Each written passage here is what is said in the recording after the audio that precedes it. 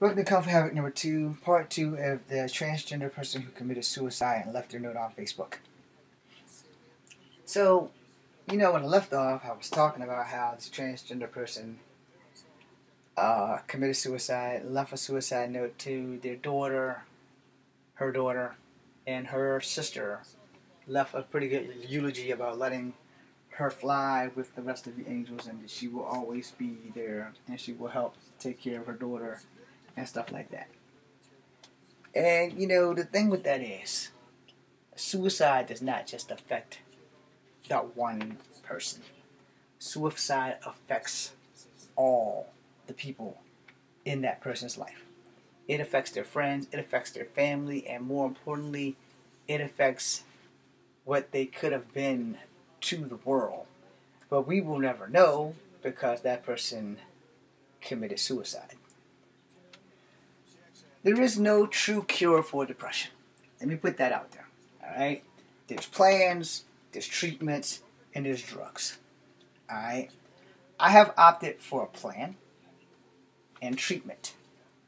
I will not take drugs for my depression. I will not take drugs for PTSD. I will not take any drug that's prescribed to me by any doctor unless it was like for my hip because of the pain. Now, let me explain that before you go going, oh, you're a hypocrite. Okay, there's two types of pain in this world, and you better remember it. The first and most powerful pain that you will ever face is emotional pain. Emotional pain does not have a fix-all drug. Physical pain has a fix-all drug. Vicodin, codeine, etc., etc. Those drugs you will take when you get a hip replacement. Whether you are against drugs or not, you will take them. How do I know? Because I took them. Alright? Because I was in so much pain after the surgery that all I could do was take the drugs and sleep my damn life away. Now, you don't have to believe me, and you're not me, so you may be able to muscle through. Alright? But I was 40-something. Let's see, I'm 46, so 40. So 41. I was 41 when I had this surgery. No. And the majority of my healing process after therapy, the therapist would walk me with my walker from one side of Rougemont to the other side of Rougemont. I come in, she'd shake my hand, she'd write on her little tablet thingy, tell me what I need to do. I'd go eat a full meal, and then I'd take a half a capsule. And this is after I took the other capsules that were putting me to bed for 18 hours and having me dream of going to Canada with my walker and shooting the hell out of strippers. It was such a powerful dream, and it scared me so bad that I would get on the computer every day and try to find news in Canada to see if I went up to Canada and started shooting strippers with my walker. Y'all can laugh at that shit, but this is why I don't do drugs. I'm more afraid of what I will do when I don't have control of my synaptics versus when I do. See, when I have control, I'm in control. I know exactly what I need to do to stop someone from hurting me. But when I was on those pills, I slept 18 hours on the first set, and I did that for about a week, and I had to talk to the doctor and say, nah, you got to take me off this shit. So they gave me a lower dose, but the lower dose made me dream exquisitely crazy freaking dreams. So they had to take me off of that. Then they put me on something else, which I had slept a lot, like almost 20-something hours. So they had to down the dose, and it's like, okay, this is what we're going to do. We want you to cut those pills in half until we can find something that will work for you. Damn, missed. And we did that. So then when my dad died, I threw my pills out. I started living with the pain. And every now and again, I still get a twinge, to let me know that there's a big sheet of fucking metal in my leg and a screw in my ass as well as a ball. And I haven't set off any metal detectors, so that's good. But, I have a metal hip. And that metal hip has cost me my ability to do Kung Fu, which added to my depression, which added to my PTSD for getting discharged from the Army because I didn't want to come home. I wanted to stay. I wanted to carry on, and that was not an option. And I sit back every day and I was like, God damn, I can't do shit. I can't do shit. I can't do shit. And then I can't sit down anymore. I can only sit down for like 2 hours. I can only stand for a maximum of 3 to 5 hours. So you see where I'm going with this. And then they're like, well, we can get you drugs and you can take this and bills don't stop. So I can't do drugs because the drugs keep me asleep and I have to work. And then you wonder how people go around and commit suicide because they're just so miserable that they can't take anymore. As a person who has walked down suicide road on more occasions than I can count, because my life has been just that bad, I can only relate to the suicide part of this story. I cannot relate to the transgender female and why she took her life. But I can relate to the part of the suicide. I can relate to being so miserable that you can't stand another second of your life. So I know how that feels because I walk that line every freaking day. Our situations are different but similar. This keeps me from my bad thoughts. This is my second graphic novel, American Konoichi. My first one is called Love 13. In the midst of my depression, I started writing because there's only so much Mass Effect that a person can play. I did everything I could to prevent from having to go down this path. The only true cure to depression is to not get depressed. Period. You get down the dumps, get your ass up. Quickly. Because once you get past that, once you hit depression, it's no going back, yo. I have bouts of depression. A lot. I talk to people. I talk to friends. I do everything I can to lift my spirits up, you know. So this person who committed suicide and left their suicide note on Facebook, they were in pretty bad shape, you know.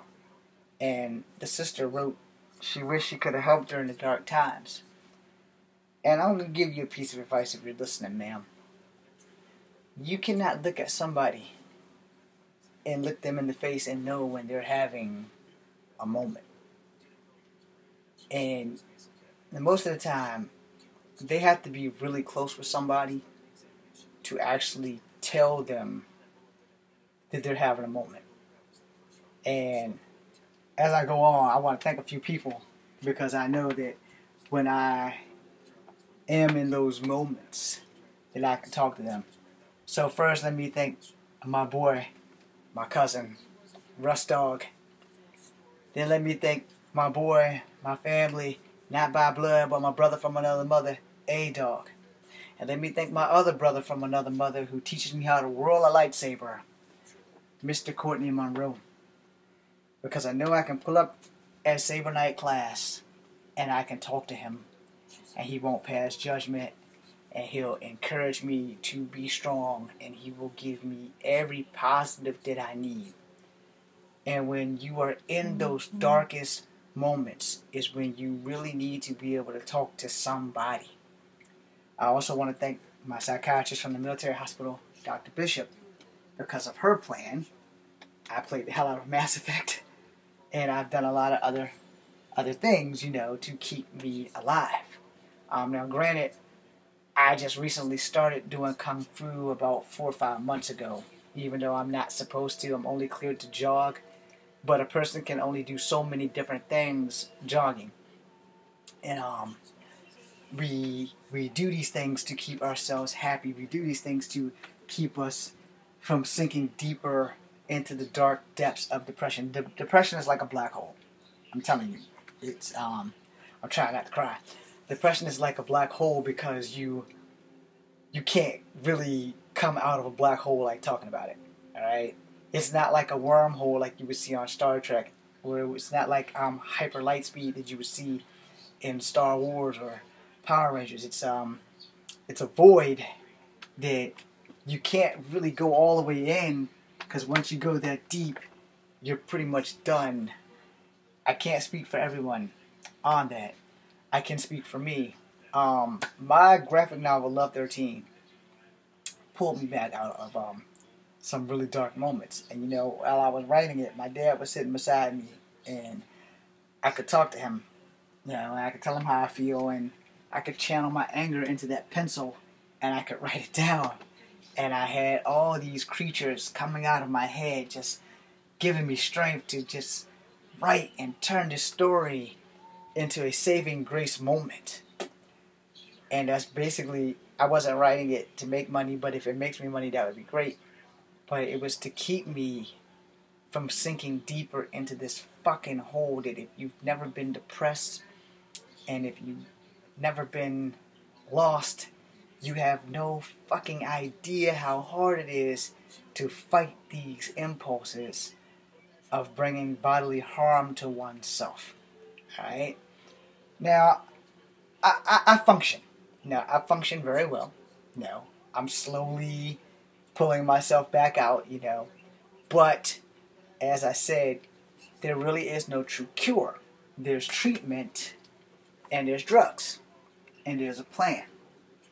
I have been following the plan. When I feel that I can't take anymore, I will type. I will talk to the people that I mentioned. I will do everything I can to get my ass out of that hole. You know, I'm going to be doing cosplay soon because it's like a deal made. I'm going to be doing things that I've never got a chance to do because I've never really got the chance to live for myself, which is another thing that leads into those moments that I've had. And then you can't get other people to understand what you've been through because they don't give a damn of how much they've ruined you. It's hard to come out of the hole. It really is. It's so much easier to dive back into depression, but every time you get depressed, you get a little deeper, you know. And without someone who's been there, you can't explain it to someone who has not been there. You can explain it to your friends. And if your friends aren't having moments like you, they can only be your life rocket back out of those dark moments. This young person took their life. It's going to come around to where they're going to try and blame it all on Dave Chappelle for his homophobic jokes and whatever the Netflix thing that I didn't see is. And I say you all take a knee. Because, you know, first and foremost, he's not the only one that has done things like that. And it is imperative that no one really takes and try to blame him for someone taking their life. Because in the end, the person who took their life is really the only one responsible for taking their life. And I can say that because I have gone down this road so many times that, you know, I often feel, you know, and I'm going to end this video here because I don't want to break down and start crying. I'm going to end this video here, but I'm going to try to word this, right. I often feel that it would be better for me to almost completely not exist than to exist. I don't want to die, so to speak, but I don't want the pain of living anymore either. And that's the thing that a lot of people who are depressed don't know how to express. They don't really want to die. They just want the pain to stop. And I make these videos because Kung Fu makes me happy and it keeps me alive. These talking videos, I never wanted to do this shit on the channel. I want to get that out the way really fast. But when there's something important that you need to know, this is one of those things that you need to know. And as a person who's gone down suicide road, you know, I've never had a problem with guns. You know, I don't want a gun. But if I had to have one, I can tell you two things right now. One, I can pass a psychological exam. Because there's no true psychological exam that can prove to you that a person is crazy. Two, I could not fail a psychological exam because one, when a person is depressed, they more or less want to hurt themselves. When a person is suicidal, they more or less want to hurt themselves. Versus someone who's psychotic who wants to hurt other people just to see a man bleed or whatever. But a person who is like totally mentally fractured. There are different levels of human fracturedness. Alright? I'm like in the middle. No.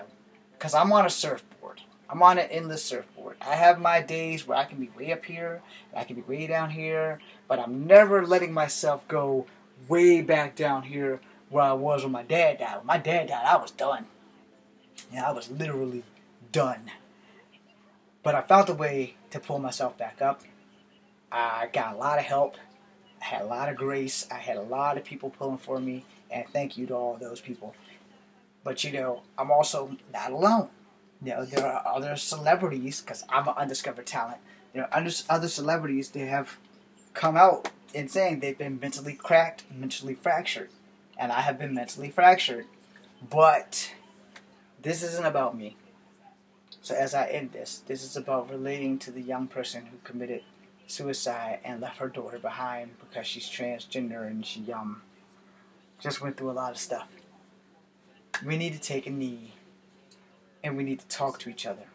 We need to understand why people give the LGBTQXYZ community such a hard time instead of just accepting them and letting them live their lives.